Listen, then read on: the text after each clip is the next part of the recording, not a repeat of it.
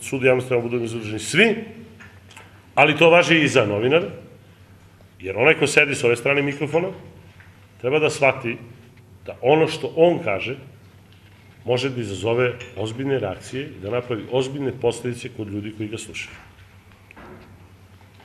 Jer to je ozbiljna analiza, da napravimo socioekonomsku kartu opštine, da pričamo otvoreno. Znate li koliko se ljudi jednostavno poistovete sa ljudima na radiju, poistovete s tom čarobnom kutijom kad izašla kako se zvali i samo slušaju šta kažu oni. Iz bilo kojih razloga. Jednostavno nisu toliko socijalizovani i ne kreću se toliko u društvu i onda slepo veruju onome što mu se kaže.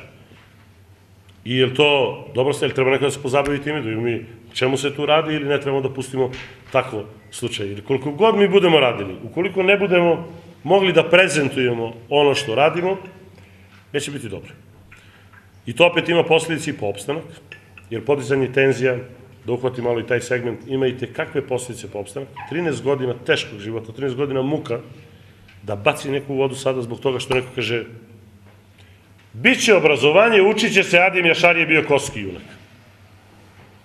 5 dece nek se ispiše iz škole, puta 3 generacije, puta 3 dece, matematika, čista matematika. Ko to ima pravo da kaže? Zašto?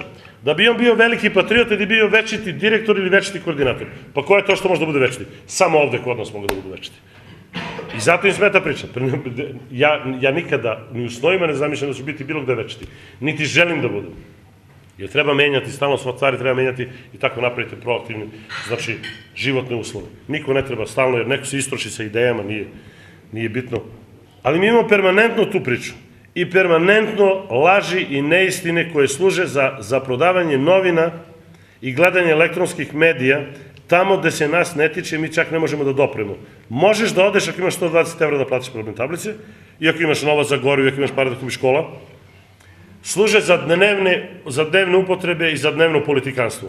A nama stvara ovde duboke posledice.